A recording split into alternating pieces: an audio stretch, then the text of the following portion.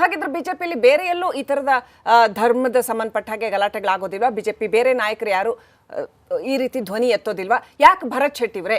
ನೋಡಿ, ಬಿಜೆಪಿಯವರು ಎಲ್ಲ ಕಡೆ ಸಹ ಧ್ವನಿ ಎತ್ತುತ್ತಾ ಇದ್ದಾರೆ. ನಮ್ಮಲ್ಲಿ ಆಗುವಂಥ ಕೆಲವು ಇಶ್ಯೂಸ್ಗಳೇನಿದೆ ಅದನ್ನು ನಾವು ಕರೆಕ್ಟಾಗಿ ಹೈಲೈಟ್ ಮಾಡ್ತಾ ಇದ್ದೇವೆ. ತಪ್ಪು ಸರಿ ಏನು ಅನ್ನೋಂಥದ್ದನ್ನು ವಿವೇಚನೆ ಸಮಾಜಕ್ಕೆ ಬಿಟ್ಟದ್ದು. ಚುನಾವಣೆಗೋಸ್ಕರ ಚಿಕ್ಕ ಚಿಕ್ಕ ಇಶ್ಯೂನ ನೀವು ಸೆನ್ಸೇಷನಲೈಸ್ ಮಾಡ್ತಾ ಇದ್ದೀರಾ, ಕಾಂಗ್ರೆಸ್ ಮುಖಂಡರ ಆರೋಪ. ಅವರು ಇಲೆಕ್ಷನ್ ವಿಷಯ ಬಂದಾಗ ಅದನ್ನೆಲ್ಲ ಮಾಡ್ತಾರೆ. ನಾನು ಹೇಳೋದಿಷ್ಟೇ, ನಾನು ಒಂದು ವೇಳೆ ಹಿಂದೂ ಶಾಲೆಯಲ್ಲಿ ಕ್ರೈಸ್ತ ಮಕ್ಕಳನ್ನು ಕೂರಿಸಿ ಯೇಸು ಸರಿ ಇಲ್ಲ, ಯೇಸುವಿನ ಕಲ್ಪನೆನೇ ತಪ್ಪು, ಅಥವಾ ಮುಸ್ಲಿಂ ಮಕ್ಕಳನ್ನು ಕೂರಿಸಿ ಅಲ್ಲಾವಿಗೆ ಪ್ರಾರ್ಥನೆ ಮಾಡಬೇಡಿ ಅದು ಸರಿ ಇಲ್ಲ ಅನ್ನುವಂಥ ನಾನು ಹೇಳಿದರೆ ಇಷ್ಟೊಳಗೆ ಬೆಂಕಿ ಬೀಳ್ತಾ ಇತ್ತು. ಹಿಂದೂಗಳು ಆ ರೀತಿಯ ವ್ಯವಸ್ಥೆಯಲ್ಲಿ ಇಲ್ಲ. ಅಲ್ಲ, ನೀವು ಧರ್ಮದ ವಿರುದ್ಧ ಯಾರೇ ಮಾತಾಡೋದು ಕೂಡ ತಪ್ಪು. ಕೇವಲ ಧರ್ಮನೇ ಮಾತ್ರನ ಭರತ್ ಶೆಟ್ಟಿ ಅವರಿಗೆ ಬಿಜೆಪಿ ಕಾಣಿಸ್ತಾ ಇರುವಂಥದ್ದು. ಅಭಿವೃದ್ಧಿ ಕಾಣಿಸ್ತಾ ಇಲ್ವಾ? ಎಷ್ಟು ಶಾಲೆಗಳು ನಿಮ್ಮ ಕ್ಷೇತ್ರದಲ್ಲಿ ಅಭಿವೃದ್ಧಿ ಮಾಡಿದ್ದೀರಾ? ನನ್ನಲ್ಲಿರುವಂಥ ಎಲ್ಲ ಶಾಲೆಗಳಲ್ಲಿ ನಾನೊಂದು 3 ಶಾಲೆಯನ್ನು ನಾನೇ ದತ್ತು ತೊಗೊಂಡಿದ್ದೇನೆ. ಉಳಿದ ಎಲ್ಲೆಲ್ಲಿ ಶಾಲೆಗಳಿಗೆ ಏನೇನು ಆಗಬೇಕು ಸರ್ಕಾರ ದುಡ್ಡು ಕೊಡ್ತಿರಲಿಲ್ಲ. ಸ್ಟಾರ್ಟಿಂಗಲ್ಲಿ ಕೋವಿಡ್ಗಿಂತ ಮುಂಚೆ ಅಪೋಸಿಷನಲ್ಲಿದ್ದೆ. MRPಯಲ್ಲೂ ಮತ್ತು ಬೇರೆ CSR ಫಂಡಿಂದ ಕೋಟಿಗಟ್ಟಲೆ ಹಣವನ್ನು ನನ್ನ ಹತ್ರ ಲಿಸ್ಟ್ ಇದೆ. ಕ್ರೋಡ್ಸ್ ಆಫ್ ರುಪೀಸನ್ನು ನಾನು ಶಾಲೆ ಮೇಲೆ, ಗೌರ್ಮೆಂಟ್ ಶಾಲೆಗಳ ಮೇಲೆ ನಾನು ಸ್ಪೆಂಡ್ ಮಾಡಿದ್ದೇನೆ ಅದರ ಮೂಲಭೂತ ಸೌಕರ್ಯಕ್ಕಾಗಿ. ನಾನು ಟೀಚರೇ, ನಾನು ಟೀಚಿಂಗ್ ಫೀಲ್ಡಿಂದ ಬಂದವ. ಸೊ ನಾನು ಮಕ್ಕಳಲ್ಲಿ, ನನ್ನ ಸ್ಟೂಡೆಂಟ್ಸಲ್ಲಿ ನೀನು ಕ್ರಿಶ್ಚಿಯನ್, ಮುಸ್ಲಿಮ್, ಹಿಂದೂ ಅನ್ನುವಂಥ ಪ್ರಶ್ನೆಯನ್ನು ನನ್ನ ಜೀವಮಾನದಲ್ಲಿ ಮಾಡಲಿಲ್ಲ. ನನಗೆ ಅಗತ್ಯ ಸಹ ಇಲ್ಲ. ಅದೇ ರೀತಿಯ ಆ್ಯಟಿಟ್ಯೂಡು ಎಲ್ಲ ಟೀಚರ್ಸಿಗಿರಬೇಕು. ಮಕ್ಕಳು ಶಾಲೆಗೆ ಬರೋದು ಕಲೀಲಿಕ್ಕೆ. ನೀವು ಕಲಿಸಿ. ಧರ್ಮ ಬೋಧನೆ ಮತ್ತು ರಾಜಕೀಯ ಬೋಧನೆ ಮಾಡಲಿಕ್ಕೆ ಬೇರೆ ಇದ್ದಾರೆ. 7ನೇ ಕ್ಲಾಸ್ ಮಕ್ಕಳಿಗೆ, 5ನೇ ಕ್ಲಾಸ್ ಮಕ್ಕಳಿಗೆ ನೀವು ಈ ರೀತಿಯ ವಿಷಯಗಳನ್ನು ಯಾಕೆ ಬಿತ್ತಾ ಇದ್ದೀರಿ? ಸಣ್ಣ ವಿಷಯ ಅಲ್ಲ, ಇದು ದೊಡ್ಡದಾದ ವಿಷಯ. ಆ ಮಕ್ಕಳು ಮೆಂಟಲಿ ಒಂದು ಸಫರ್ ಆಗ್ತಾರೆ ಇದರಲ್ಲಿ. ಆ ಶಾಲೆ ಬಿಟ್ಟು ಬೇರೆ ಕಡೆ ಸೇರಿಸಿ ಅಂತಂದ್ರೆ ಹಂಗಾರೆ ಆ ಶಾಲೆಗೆ ಹೋಗುವಂಥ ಮಕ್ಕಳು ಏನು ಮಾಡಬೇಕು? ಹಾಗಾದ್ರೆ ಶಾಲೆಗಳೇ ಬೇರೆ ಬೇರೆ ಯಾವ ಶಾಲೆಗೆ ಸೇರಿಸ್ಬೇಕು ಅಂತ ಹೇಳ್ತೀರಾ ತಾವು? ಹಂಗ ನೋಡಿ, ಪೇರೆಂಟ್ಸಿಗೆ ಬಿಟ್ಟದ್ದು ಅದು, ಪೇರೆಂಟ್ಸಿಗೆ ಬಿಟ್ಟಂಥ ವಿಷಯ. ನಾನು ಯಾರಿಗೆ ನೀವು ಅದೇ ಶಾಲೆಗೆ ಸೇರಿ ಇದೇ ಶಾಲೆಗೆ ಸೇರಿಸಿ ಅಂತ ಹೇಳ್ತಾ ಇಲ್ಲ.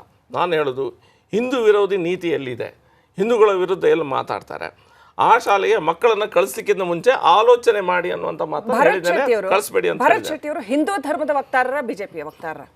ನೋಡಿ, ನಾನು ವಕ್ತಾರ, ಬಿಜೆಪಿಯಿಂದ ನನಗೆ ವಕ್ತಾರ ಅಂತ ಪೋಸ್ಟ್ ಬಗ್ಗೆ ಮಾತಾಡ್ತಾ ಇಲ್ಲ, ಇನ್ ಜನರಲ್.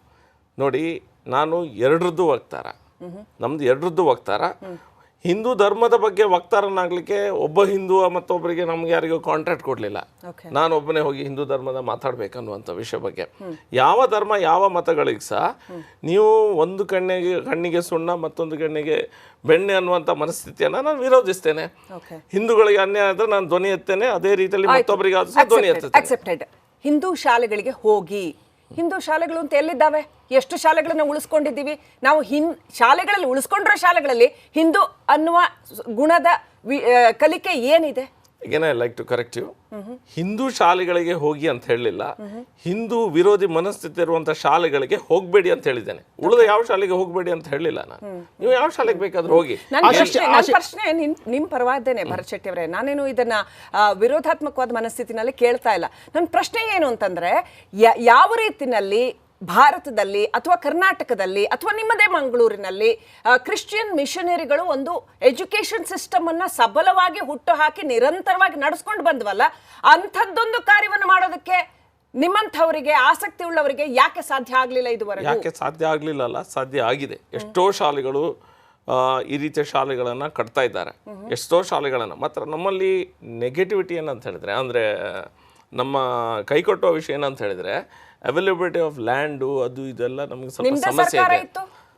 ಸರ್ಕಾರದಲ್ಲಿ ಯಾರಿಗೆ ಸಹ ಜಾಗವನ್ನು ಕೊಟ್ಟು ನೀವು ಮಾಡಲಿಕ್ಕೆಲ್ಲ ಅವಕಾಶ ಇಲ್ಲ. ಅದಕ್ಕೊಂದು ದೊಡ್ಡ ಡ್ಯೂ ಪ್ರೊಸೆಸ್ ಇದೆ. ನಾನು ಅದನ್ನು ನೋಡಿದ್ದೇನೆ. ಇದು ಈ ವಿಷಯದ ಬಗ್ಗೆ ನೋಡಿ. ನೀವು ಶಿಕ್ಷಣ ಕ್ರಿಶ್ಚಿಯನ್ ಶಾಲೆಗಳ ವಿರೋಧಿನ ಅಥವಾ ಆ ರೀತಿ ಹೇಳಿದಂಥ ಶಿಕ್ಷಕಿ ವಿರೋಧಿನ? ನಾವು ಆ ರೀತಿ ಹೇಳಿದಂಥ ಶಿಕ್ಷಕಿಯ ವಿರೋಧಿ, ಮತ್ತು ಆ ಶಿಕ್ಷಕಿಗೆ ಸಪೋರ್ಟ್ ಕೊಡುವಂಥ ಮ್ಯಾನೇಜ್ಮೆಂಟ್ ಇದ್ರೆ ಅದಕ್ಕೆ ಮ್ಯಾನೇಜ್ಮೆಂಟ್ ಸಪೋರ್ಟ್ ಕೊಡ್ತಾ ಇದೆ ನಿಮ್ಮ ಪ್ರಕಾರ? ಹೇಳೋ ಪ್ರಕಾರ ಈಗ ಸಪೋರ್ಟ್ ಕೊಡ್ತಾ ಇದೆ. ಅವ್ರು ಹೇಳ್ತಾ ಇದ್ದಾರೆ ಯಾವುದೊಂದು ಸ್ಥಳೀಯರ ಒತ್ತಡ, ಸ್ಥಳೀಯ ಶಾಸಕರ ಒತ್ತಡದಿಂದ ಈ ರೀತಿ ಹೇಳಿದ್ದಾರೆ, ಅಂದರೆ ಈ ರೀತಿ ನಾವು ಅವ್ರನ್ನ ವಜಾ ಮಾಡಿದ್ದೇವೆ, ಅವ್ರು ಕೂಡ ಹೇಳಿಲ್ಲ ಅಂತ ಹೇಳಿದ್ದಾರೆ. ಅಂದರೆ ನೀವೇನು ಕೂಡ ಶಿಕ್ಷಕಿ ಹೇಳಿದವರು ಇಲ್ವೋ ಗೊತ್ತಿಲ್ಲ, ಶಾಲೆಗೆ ಭೇಟಿ ಕೊಟ್ಟಿದ್ದೀರಾ ಅದು ಕೂಡ ಗೊತ್ತಿಲ್ಲ, ಸುಖ ಸುಮ್ಮನೆ ಈ ಥರ ಒಂದು ಆರೋಪ ಮಾಡಿದ್ರೆ ಅಂತ ಹೇಳ್ತಾ ಇರುವಂಥದ್ದು. ನೋಡಿ, ಎಲ್ಲ ಮಕ್ಕಳು ಹೇಳಿದ್ದಾರೆ, ಅಲ್ಲಿ ಕೂತಂತ ಎಲ್ಲ ಮಕ್ಕಳು ಹೇಳಿದ್ದಾರೆ ಈ ರೀತಿ ಟೀಚರ್ ನಮ್ಗೆ ಹೇಳಿದ್ದಾರೆ ಅಂತ. ಮಕ್ಕಳು ಯಾಕೆ ಬಂದು ಸುಳ್ಳು ಹೇಳ್ತಾರೆ? ಅವರ ಮುಖ್ಯೋಪಾಧ್ಯಾಯ ಯಾಕೆ ಬಂದು ಆ ರೀತಿ ಹೇಳಿದ್ರು? ಹಾಗಾದ್ರೆ ಮುಖ್ಯೋಪಾಧ್ಯಾಯರು ಪೊಲಿಟಿಕಲ್ ಇಂಟೆನ್ಷನ್ ಮಾಡಿದ್ದಾರೆ. ಅವರಿಗೆ ಅಲ್ಲಿ ಮ್ಯಾನೇಜ್ಮೆಂಟ್ ಅಲ್ಲಿ ಐವನ್ ಡಿಸೋಜಾ ಮತ್ತು ಲೋಬೋ ಅವರೆಲ್ಲ ಇದ್ದಾರೆ. ಈ ಸೋತವರ ಸಂಘ ಅಂತ ಒಂದು ಇದೆ ನಮ್ಮ ಮಂಗಳೂರಲ್ಲಿ ಕಾಂಗ್ರೆಸ್ ಇಂದ. ಅವರಿಗೆ ಇದೇ ಕೆಲಸ ಆಗಿದ್ದು 12ನೇ ತಾರೀಕಿಗೆ ಎಲ್ಲ ಆಯಿತು, ಸಸ್ಪೆಂಡ್ ಮಾಡಿದರು, ಪೇರೆಂಟ್ಸ್ ಎಲ್ಲ ಒಪ್ಪಿದ್ರು, ಅವರೂ ಒಪ್ಪಿದ್ರು, ಮ್ಯಾನೇಜ್ಮೆಂಟ್ ಅವರು ಒಪ್ಪಿದ್ರು, issue is over. Issue over ಆದ ನಂತರ ಇವರು ಪುನಃ ಎಂಟರ್ ಆಗ್ತಾರೆ. ಮತ್ತೆ ಶಾಲಾ ಆಡಳಿತ ಮಂಡಳಿ ಮೇಲೆ ನೀವು ಹೇಳಿದ ಪ್ರಕಾರ ಅಲ್ಲಿನ ಕಾಂಗ್ರೆಸ್ನ ಮುಖಂಡರುಗಳು ಒತ್ತಡ ಇರ್ತಾ ಇದ್ದಾರೆ. ಹೌದು, ಅವ್ರು ಹೋಗಿದ್ದಾರೆ, ಪ್ರೂಫ್ ಉಂಟು, ಎಲ್ಲ ಹೋಗಿದ್ದಾರೆ. ಹೋಗಿ ಬಂದ ನಂತರ ನಮ್ಮ ಮೇಲೆ FIR ಹಾಕ್ತಾರೆ. ಈ ರೀತಿಯ ವ್ಯವಸ್ಥೆ ಆಗ್ತದೆ.